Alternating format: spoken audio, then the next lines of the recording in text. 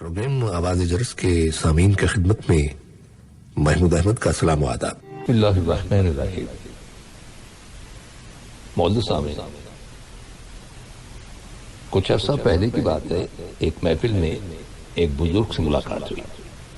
इधर उधर की बातें होती रहीं और इसी दौरान में पता चला कि उनकी उम्र 90 साल थी। चुनांचे महफिल में मौजूद लोगों ने उनसे पूछा कि आप अपनी अच्छी सेहत का राज तो बताएं। तो वो कहने लगे कि बस बीमार ना पड़ो। लोगों ने कहा कि ये तो हमारे बस की बात नहीं। तो वो हंसते हुए कहने लगे कि बस की बात है। चुनांचे उनसे कहा गया कि वो कैसे, आप बताइए, हम अमल करेंगे। तो वो कहने लगे कि मुंह में कोई चीज बिस्मिल्लाह के बगैर न डालना, चाहे पानी का एक कतरा हो या चने का दाना। वो बुजुर्ग फिर कहने लगे कि अल्लाह सुब्हानहू तआला ने कोई चीज बेमकसद और बिला वजह नहीं बनाई।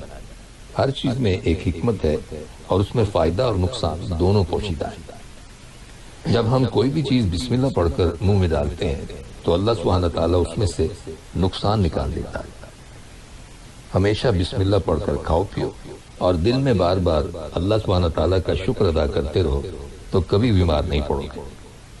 वहां मौजूद लोग उनकी बातें बड़े गौर से सुन रहे थे और सोच रहे थे कि हमारे आजकल के अक्सर नाम नेहाद आलमों के मुकाबले में ये बुजुर्ग कितना बड़ा आलिम था। इसके बाद वो कहने लगे कि खाने के हवाले से एक और बात सुनो कि अगर किसी के साथ बैठकर खा रहे हो तो कभी भूल के भी पहल ना किया करो, चाहे कितनी ही भूख लगी हो। पहले सामने वाले की प्लेट में डालो और वो जब तक लुकमा अपने मुंह में ना डाल ले तुम खाना शुरू ना करो। तो उनसे पूछा गया कि आखिर इसका फायदा क्या है, ये तो कोई खास बात नहीं है। तो कहने लगे कि ऐसा करने से तुम्हारे खाने का सदका अदा हो गया और साथ ही अल्लाह सुब्हानहू तआला भी राजी हो गया कि आपने पहले उसके बंदे का ख्याल रखा। ये बात याद रखो कि खाना जिस्म की ग़िज़ा और बिस्मिल्लाह रूह की ग़िज़ा है, तो आप ऐसे खाने से बीमार नहीं होंगे। जरा सोचिए कि ये हमारे दीन की छोटी छोटी बातें हैं जिनसे हम में से अक्सर लोग महरूम हैं। एक दफा एक साहब अपना एक वाकया बयान कर रहे थे। कहने लगे कि मैं अपने वालिद साहब से टेलीफोन पर बातचीत करता रहता हूँ खैर खैरियत मालूम करने के लिए। एक रोज मैंने उनसे कहा कि बाबा जी मेरे लिए दुआ कीजिए। तो वो कहने लगे कि बेटा क्या दुआ करूं तुम्हारे लिए। तो उन्होंने कहा कि मेरे लिए मगफरत की दुआ कीजिए। उनके वालिद कहने लगे बेटा मगफरत की दुआ का तरीका तो बड़ा आसान है और इसके कबूल होने की भी बशर्ते कि जैसा मैं कहता हूं तुम ऐसा करो। कहने लगे कि मगफरत की दुआ का तरीका यह है कि आप अल्लाह सुब्हानहू तआला से कहें कि ऐ परवरदिगार, इस दुनिया में जितने भी लोगों से मेरा माजी में वास्ता रहा है और इस वक्त जिन लोगों से मेरा मिलना जुलना है, इनमें से किसी ने भी मेरे साथ कोई ज्यादती की है, मेरा हक मारा है, मुझे तकलीफ पहुंचाई जाए, तो मैंने उन सबको माफ किया। आज से मेरा किसी के साथ कोई झगड़ा नहीं, मेरे दिल में किसी के बारे में कोई नेगेटिव थिंकिंग नहीं, मेरे दिल में किसी के लिए कोई बुग़्ज़ या हसद नहीं, कोई कीना नहीं, और तेरी जितनी भी मखलूक है मैंने उन सब को माफ किया। और ऐ अल्लाह, मेरी दुआ है कि तू मुझे भी माफ कर। वो साहब कहने लगे कि ये नसीहत सुनकर मैं हैरान रह गया। मैंने ये सोचा कि हम हर वक्त अल्लाह सुब्हानहू तआला से इस्तिग़फ़ार करते हैं, अपनी मग़फ़िरत की दुआ करते हैं, मुआफ़ी की दरख्वास्त करते हैं, लेकिन हम खुद अपने तौर पर किसी को माफ करने के लिए तैयार नहीं होते।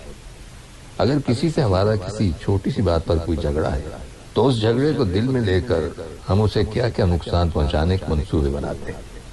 लोगों की अदालतों में बरसों तक मुकदमा चलते हैं, कैसे लड़ाइयां चलती रहती हैं, और ये नहीं कि गैरों के साथ बल्कि अपने खानदानों में, रिश्तेदारों के साथ, ऑफिस में अपने कोलीग्स के साथ, अपने दोस्तों के साथ, यहाँ तक कि अपने बहन भाइयों के साथ जरा जरा सी बात पर हमारे तनाज़ात चल रहे हैं और हम उन्हें नुकसान पहुंचाने का कोई मौका हाथ से नहीं जाने देते। और दूसरी तरफ हम अल्लाह सुब्हानहू तआला से अपनी मग़फ़िरत तलब करते हैं। असल बात तो यह है कि हमें कोई हक नहीं है اللہ سے مغفرت مانگنے کا اگر ہم خود اپنے اندر دوسروں کو معاف کرنے کا جذبہ پیدا نہیں کرتے۔ معاف کرنے کا اجر بہت بڑا ہے۔ سامعین، جہاں تک مغفرت طلب کرنے کا تعلق ہے تو ہمیں ہر وقت استغفار کرتے رہنا چاہیے۔ جیسا کہ آپ سب جانتے ہیں کہ ہم پر ایسا وقت آن پڑا ہے کہ ہم کورونا وائرس کی وجہ سے اپنے ہی گھروں میں قید ہو کر رہ گئے۔ کچھ مہینے پہلے ہم بالکل آزاد تھے، لیکن اللہ سبحانہ تعالیٰ کے ساتھ تعلقات اور عبادات کے لیے ہمارے پاس وقت نہیں تھا۔ آج اللہ سبحانہ تعالیٰ نے ان موجودہ حالات میں ہمیں بہت زیادہ فرصت عطا کی اور ہمیں ایک سنہری موقع حاصل ہو گیا ہے کہ ہم اپنے گھروں میں رہتے ہوئے فرصت کے اوقات میں اللہ سبحانہ تعالیٰ سے رجوع کریں، قرآن حکیم کی تلاوت کریں، نفل نمازیں ادا کریں اور استغفار کریں۔ استغفار کا مطلب ہے اللہ تعالیٰ سے اپنی غلطیوں اور گناہوں کا اعتراف کرنا اور اس سے معافی طلب کرنا، یہ تسلیم کرنا کہ مجھ سے غلطیاں سرزد ہوئی ہیں، مجھ سے گناہ ہوئے ہیں، اے اللہ تو مجھے معاف کر دے۔ اس کو استغفار کہتے ہیں۔ پریشانیوں سے نکلنے کا یہ بہت بڑا حل ہے۔ جیسے قرآن حکیم میں بنی نوع انسان کو مخاطب کرتے ہوئے اللہ سبحانہ تعالیٰ فرماتا ہے کہ تم مجھ سے معافی کیوں نہیں مانگتا کہ میں تم پر رحم کروں۔ تو معلوم ہوا کہ استغفار اللہ تعالیٰ کی رحمتوں کے حصول کا اور پریشانیوں کو دور کرنے کا ذریعہ ہے۔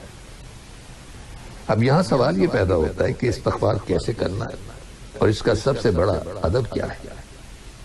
استغفار کا سب سے بڑا ادب یہ ہے کہ جب آپ اللہ سبحانہ تعالیٰ سے معافی مانگیں تو اپنی غلطیوں اور گناہوں کا بھرپور اعتراف کریں۔ یہ بہت بڑا ادب ہے استغفار کرنے کا۔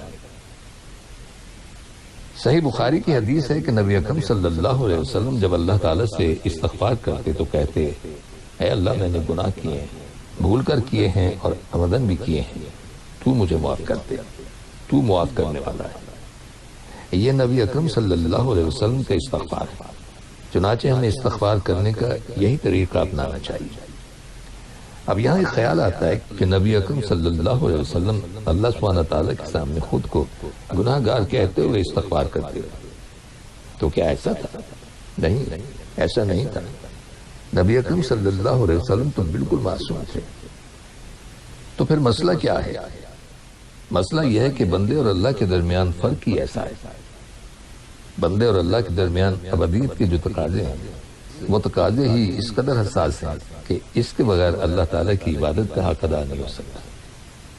تو آج کے کرونا وائرس کے ان حالات میں ہمیں زیادہ سے زیادہ استغفار کرتے رہنا چاہیے اور یہ سوچنا چاہیے کہ نبی اکرم صلی اللہ علیہ وسلم جنہوں نے کچھ بھی نہیں کیا لیکن مانتے رہے، اور ایک ہم ہیں کہ سب کچھ کرتے ہوئے کچھ نہ ماننے کے عادی، ہمیں اللہ تعالیٰ سے اپنے گناہوں کی معافی کی امید رکھنی چاہیے۔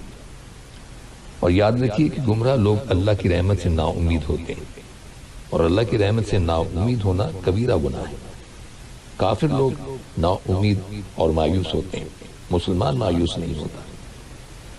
دیکھا جائے تو کرونا وائرس تو اللہ سبحانہ تعالیٰ کے لشکروں میں سے ایک لشکر ہے۔ اصل میں اس طرح کی مصیبتیں تو انسان کو جھنجھوڑنے کے لیے آتی ہیں کہ اللہ کی طرف لوٹ آؤ۔ وہ چاہتا ہے کہ ہم اس کی طرف پلٹیں۔ اللہ سبحانہ تعالیٰ ہم سے سننا چاہتا ہے کہ ہم استغفار کر رہے ہیں، ہم توبہ کر رہے ہیں۔ تو بیماریاں اور یہ وائرس تو آتے رہتے ہیں اور اللہ ان کا علاج بھی پیدا کر دیتا ہے۔ یہ اللہ تعالیٰ کے فیصلے۔ ایک بات یاد رکھیے کہ اللہ تعالیٰ کی رحمت اس کے غضب پر حاوی ہے۔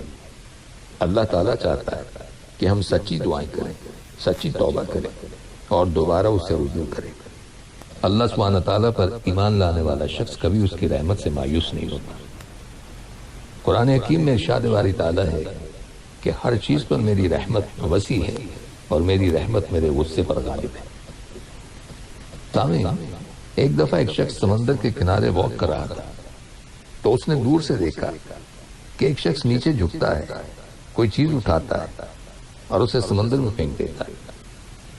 وہ ذرا قریب گیا تو کیا دیکھتا ہے کہ ہزاروں مچھلیاں کنارے پر پڑی تڑپ رہی ہیں۔ کسی بڑی موج نے انہیں سمندر سے نکال کر ریت پر لا پھینکا تھا۔